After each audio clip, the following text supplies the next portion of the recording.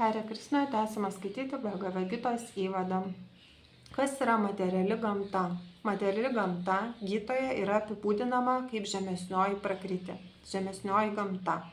Gyvoji esybė yra apibūdinama kaip aukštesnioji prakriti. Prakriti yra visada kontroliuojama ir aukštesnioji ir žemesnioji.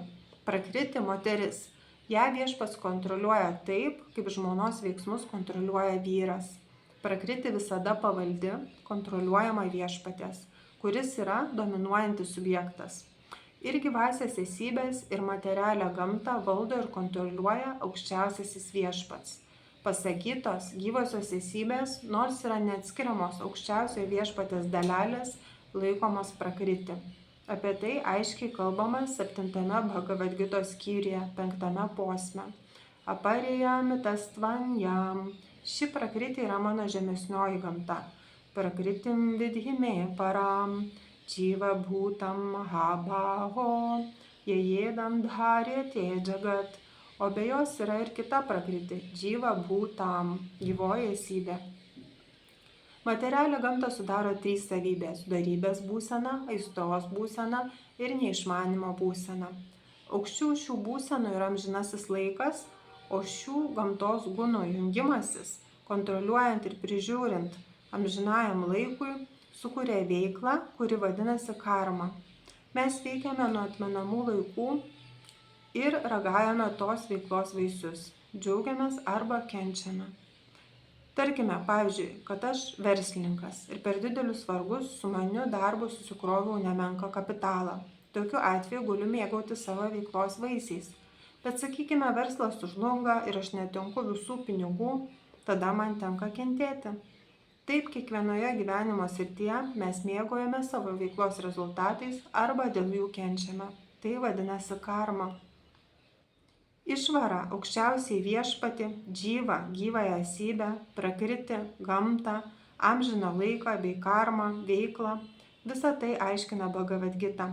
Iš šių 5 tiesų amžinos yra šios: viešpats, gyvosios esybės, materiali gamta bei laikas.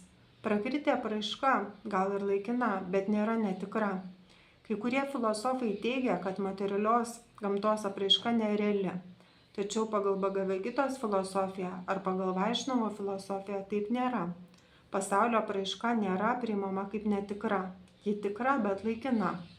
Ja galima palyginti su debesiu, plaukiančių dangumi ar liūčių sezonu, kuris subrandina javus. Kai tik pasibaigia liūčių sezonas ir išsisklaido debesis, lietaus subrandintos varpos iš karto sudžiūva.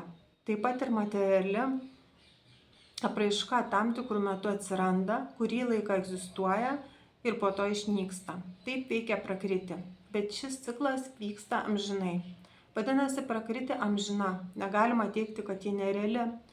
Viešpats vadina ją manoji prakriti. Ši materiali gamta atsieta aukščiausiojo viešpaties energija.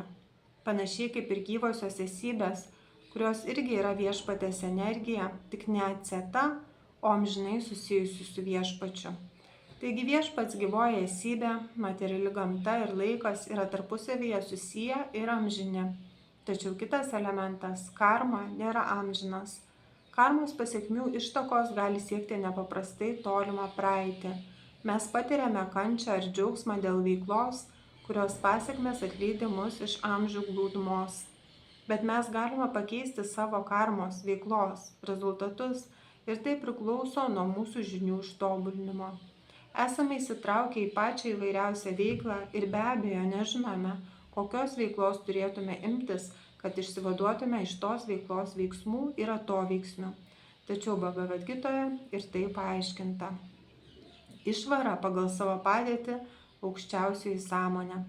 Gyvosios esybės yra neatskiriamos aukščiausiojo viešpatės dalelės, todėl irgi turi sąmonę. Ir gyvoji esybė ir materiali gamta yra prakriti, aukščiausiojo viešpatės energija.